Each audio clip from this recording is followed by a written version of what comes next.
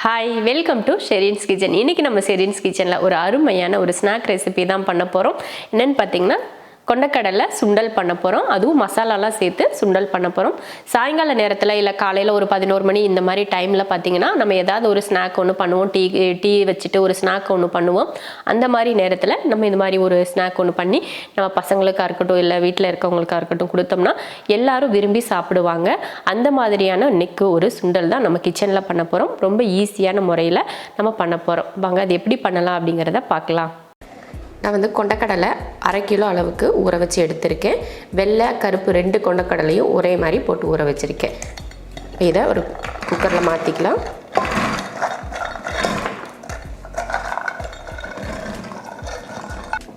இப்போ இதில் தண்ணி ஊற்றிடலாம். நல்லா முங்குற அளவுக்கு தண்ணி ஊற்றிக்கலாம். இப்போ உப்பு சேர்த்துடலாம்.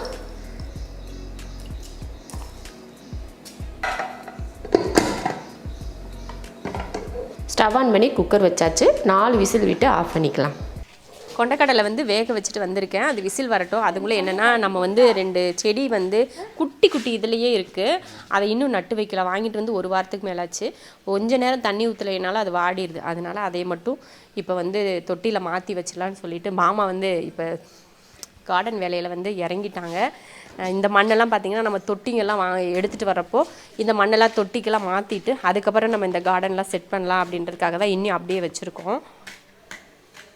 இந்த மண்ணுமே பார்த்திங்கன்னா வெளியிலலாம் எல்லா வீட்லேயும் இந்த சோக் பிட் தோண்டுறதுக்கு மண் தோண்டுவாங்களே, அதுலேருந்து எடுத்து கொட்டின மண் நாங்கள் காசு கொடுத்து இதில் வந்து எடுத்து கொட்டுங்கன்னு சொல்லி வேலை செய்கிறவங்கள்ட்ட சொல்லி எடுத்து கொட்டினாங்க.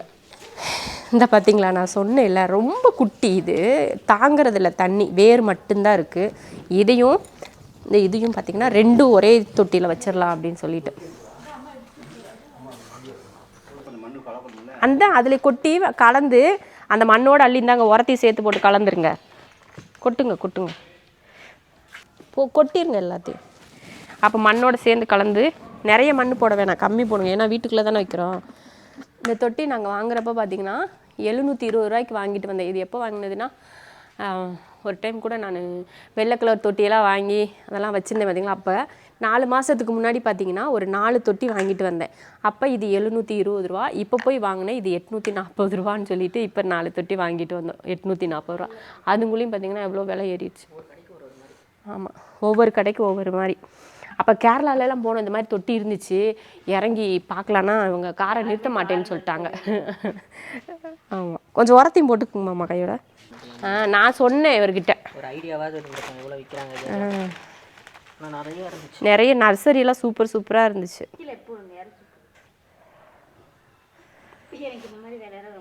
ஆமாம், இந்த மாதிரி வேலையெல்லாம் அவங்களுக்கு ரொம்ப பிடிக்கும்.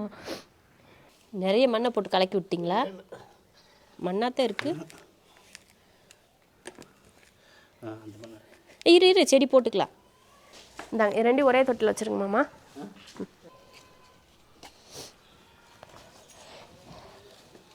என்ன மாமா அங்கே வருங்க, இவர் சரி அச்சிச்சு. இருங்க இல்லை சைடில் வளரணும்ல, போதும். ஆமாம், கல் போடுவீங்களா? ஆமாம், கல் போடணும். எல்லாத்துக்கும் வாங்கணும், அது வேற கிலோ கணக்கில். 2 ஒரே செடிங்களா? 2 ஒரே செடி தான், கலர் தான் வேற. அசே எந்திரி போய் செடி எடுத்துட்டு வேணா மண்ணுக்குள்ள இது பண்ணிட்டோம். ஆமாம், பெரிய தோட்ட வேலை. அதை இது கொட்டி மொத்தமாக உரமா அதுக்கும் போடுங்க. நிறையா வேணாம், இந்த மண்ணே போதுமாம்மா, நிறையா வேணாம். ஏன்னா இதுவே நிறைஞ்சு கிடக்கு பாருங்க. ஐயோ மண்ணு தூக்க முடியல. ஆமாம், அது ரொம்ப பெருசாக வரும். சின்ன தொட்டியெல்லாம் இருக்குது, அதிலெல்லாம் போட்டு வச்சுக்கலாம், ஏதாவது நட்டுக்கலாம். உரம் போடுங்க, உரம் போடுங்க, மண்ணோட சேர்ந்து கொடுங்க. சத்தியமாக சொல்கிறேன், இந்த செடிக்கு பேர் என்னெல்லாம் எனக்கு தெரியாது. இண்டோர் பிளான்ட் அப்படின்னு, ஆனால் பேரெல்லாம் சொன்னாங்க. அத்தாட்ட கொடுறா, நான் எடுக்கிறேன். தட்டி எடுக்கணும். இது இப்படி அப்படி எடுக்கக்கூடாது. போ என்ன பண்ணுறாங்கண்ணா, கடையில் இந்த மண்ணெல்லாம் எடுத்துடுறாங்க மாமா. இப்படி எடுத்துடுறாங்க. போடுங்க வைங்க. ரொம்ப உள்ள வேணாம்.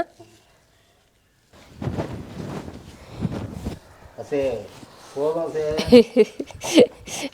அக்கா அப்போ ஃபுல்லாக போடணும்க்கா. நம்ம மட்டும் இப்படி வயிறு ஃபுல்லாக சாப்பிட்றோம். இங்கே பார்த்தீங்கன்னா நம்ம கார்டனுக்கு பைப்பு இது தெரியுதா? அதில் இந்த ரெண்டும் அது கரெக்டாக இருக்குது, இது ரெண்டும் சரியில்லை. இன்னும் பெயிண்ட் அடிக்கணும் இதெல்லாம். ஆமாம், வெளியில் வந்து ஒரு கோட்டிங் தான் அடிச்சிருக்காங்க. மறுபடியும் இங்கே அக்கம் பக்கம் வேலையெல்லாம் முடிஞ்சதுக்கப்புறமா ஒரு கோட்டிங் அடித்து கொடுக்குறேன் நாங்கள். அப்புறம் இந்த பக்கம்லாம் இன்னும் அடிக்கவே இல்லை.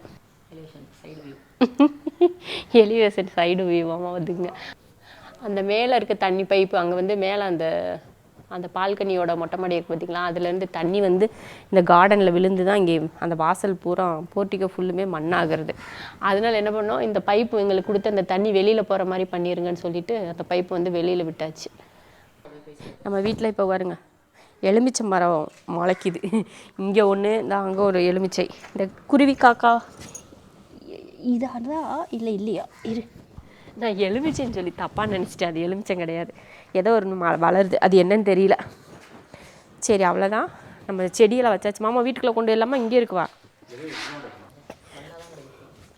நான் பார்த்துக்கோங்க. செடியை தூக்கிட்டு போகிறேன். பாகுபலி.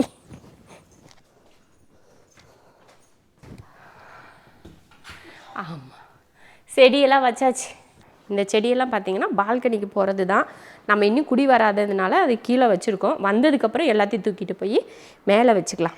என்னையை சுற்றி பச்சை பச்சையாக இருக்குது. வீடு வந்து நிறைய, நம்ம வீட்டில் வந்து நிறைய செடிங்க வைக்கணும்னு சொல்லிட்டு ரொம்ப ஆசை. போக போக உங்களுக்கு நான் வந்து எந்தெந்த செடி வாங்குகிறேன், எங்கெங்கே வைக்கிறேன் அப்படிங்கிற வீடியோலாம் உங்களுக்கு அடுத்தடுத்து நான் வந்து காட்டுறேன். இப்போ வந்து கொண்டக்கடலை வேக வச்சுருந்தோம், அடுப்பு ஆஃப் பண்ணியாச்சு. நல்லா ஸ்டீமும் கூட இறங்கிருச்சு. அடுத்ததாக வந்து நம்ம தாளிச்சிடலாம். கொண்டக்கடலை வந்து நல்லா வெந்துருச்சு, நல்லா குலைவாக வெந்திருக்கு பாருங்கள்.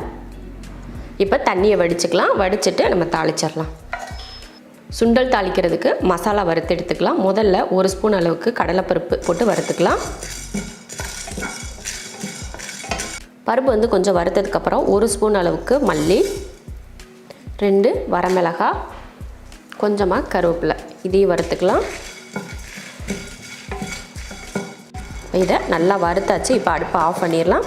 ஆற வச்சுட்டு இதை பவுட்ரு பண்ணி எடுத்துக்கலாம்.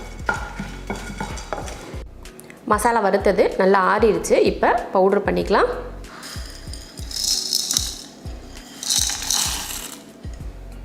இது கூட ஒரு கைப்பிடி அளவுக்கு தேங்காய் துருவல்.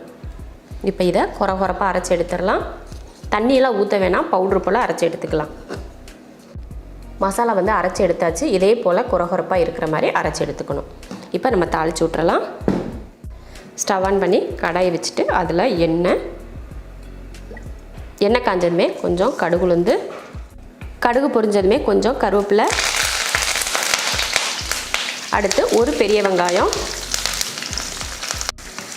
வரமிளகாய் 2, பச்சை மிளகாய் ஒரு 3, ரெண்டுமே சேர்த்து போட்டுக்கிட்டாச்சு. சேர்த்து இதை வதக்கிடலாம்.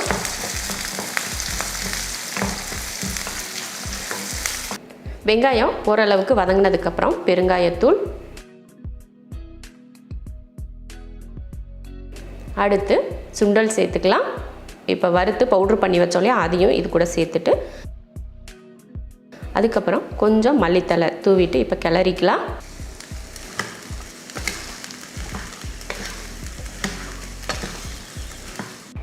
அவ்வளோதான், நல்லா கலந்தாச்சு. உப்பு பத்தலை அப்படின்னா நீங்கள் மேலே உப்பு தூவிட்டு நீங்கள் கலந்துக்கலாம். இப்போ அருமையான ஒரு சுண்டல் ரெடி ஆயிடுச்சு. ரொம்ப டேஸ்டியாக இருக்கும். இந்த மாதிரி நீங்கள் சுண்டல் பண்ணிங்கன்னா, எப்போயுமே நம்ம சுண்டல் வந்து வெறும் வெங்காயம் பச்சை மிளகாயிலையோ வரமிளகாய் போட்டு தாளித்து தான் சாப்பிடுவோம். இந்த மாதிரி நீங்கள் கொஞ்சம் மசாலா வறுத்து அதையே கலந்து நீங்கள் சாப்பிட்டிங்கன்னா ரொம்ப டேஸ்ட் ரொம்ப நல்லாயிருக்கும்.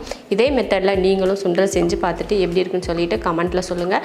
பிடிச்சிருந்தா லைக் பண்ணிவிட்டு ஷேர் பண்ணிவிட்டு நம்ம ஷெரின்ஸ் கிச்சன் சேனலை சப்ஸ்கிரைப் பண்ணி பக்கத்தில் இருக்க பெல் ஐக்கானை கிளிக் பண்ணி வச்சுக்கோங்க.